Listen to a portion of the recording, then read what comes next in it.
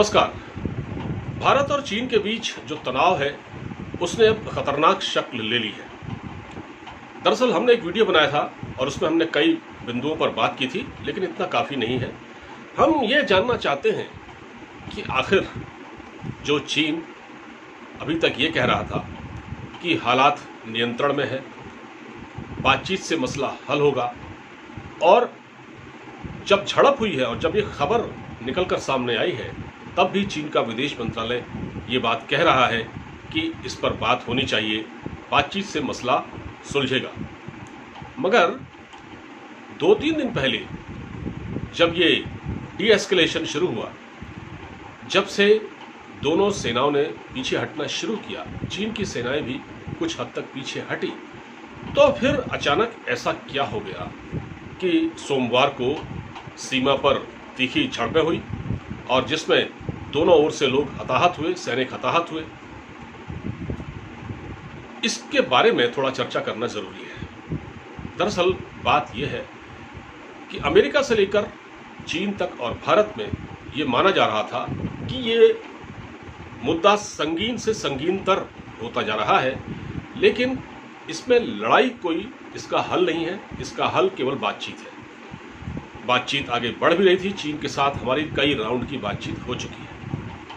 अब अचानक क्या हुआ है, मुझे जो समझ में आ रहा है वो ये है कि शी जिनपिंग की कुर्सी बचाने की खातिर, हालांकि शी जिनपिंग बहुत मजबूत है, लेकिन उन पर कोई उंगली न उठे, इसके लिए रातों रात ये साजिश रची गई। और जैसा कि चीन कहता कुछ है और करता कुछ है, इसीलिए भारत का चीन पर भरोसा नहीं होता। भारत सरकार कभी भी चीन पर भरोसा नहीं करती, ये तो 1962 से ही जग जाहिर है। तो हुआ ये कि चीन की जो राजधानी है बीजिंग, अब मैं जो कहने जा रहा हूं उसे सुनिएगा।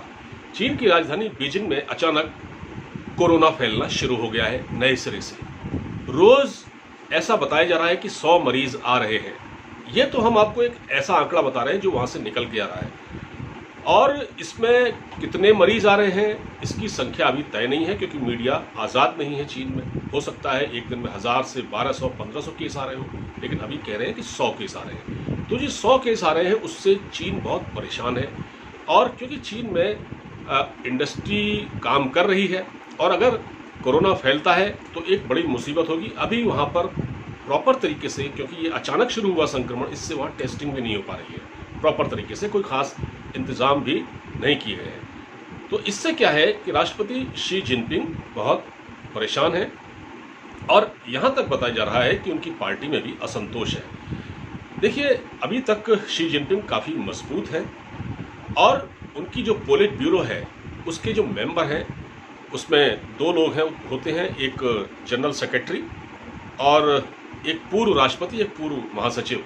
तो पूर्व राष्ट्रपति हु जिनताओ है, वो थोड़ा सा शी जिनपिंग सरकार से और उनकी कार्यशैली से नाराज दिखाई देते हैं, और यही वजह है कि शी जिनपिंग ने अपने पक्ष में माहौल बनाने के लिए, अपनी देश की जनता का दिल जीतने के लिए ये ऐसी वहाँ सीमा पर हरकत करवाई है, इसको अंजाम दिलवाया है।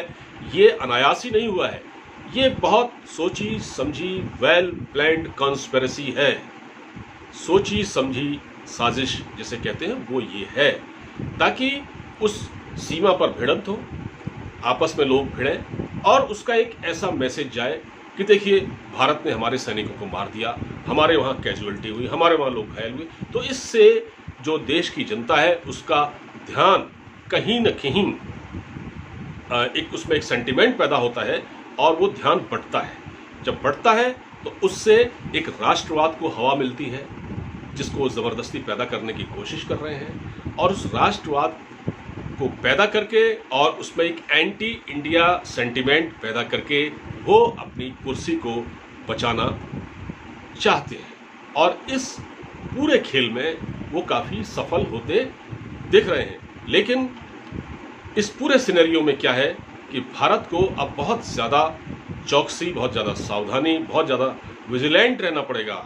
शायद भारत से कहीं ना कहीं चूक हुई है, और यही वजह है कि गलवान घाटी में चीन ने इतना बड़ा जमावड़ा कर दिया और अपने सैनिकों को भेजा, और भारत जो कि अपनी सीमा पर रहकर, अपने दायरे में रहकर सड़क का निर्माण कर रहा था, उसमें चीन को अचानक ऐतराज होने लगा, जो पहले नहीं हुआ। और ये अचानक ऐसा हुआ कि चीन की सेना वहां आधम की।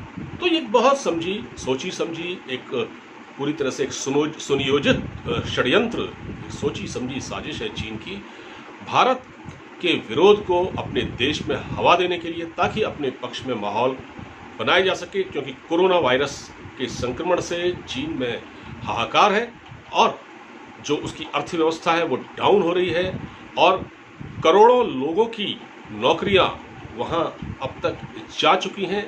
चीन के अपने पड़ोसी देशों से भी संबंध अच्छे नहीं हैं। हांगकांग के अलावा ताइवान, इनसे चीन के अच्छे संबंध नहीं हैं। मंगोलिया तक से चीन के अच्छे संबंध नहीं हैं। और उसको ऐसे में जो दिखता है वो एक भारत दिखता है। क्योंकि देखिए, अमेरिका ने अभी हाल ही में जापान में अपने जंगी बेड़े उतार दिए थे, जिनकी इतनी ताकत है कि अगर वो चाहें तो वो 1 मिनट में चीन का खेल कर सकते हैं। लेकिन चीन को वो नहीं दिखा। चीन को एक भारत दिखा, जो भारत हमेशा बातचीत के दृष्टि से और एक पॉजिटिव अप्रोच के साथ आगे बढ़ता जा रहा था। भारत को उसने धोखा देने की कोशिश की, भारत को कमज़ोर समझा कि भारत की सीमा में कुछ ऐसा कर दिया जाए जिससे कि हमारे देश की जनता का ध्यान इधर डाइवर्ट हो जाए और इसका फ़ायदा मुझे मिलता रहे। तो फिलहाल इस वीडियो में इतना ही, यही मैं आपको समझाना चाह रहा था। अब मुझे इजाज़त दीजिए। नमस्कार।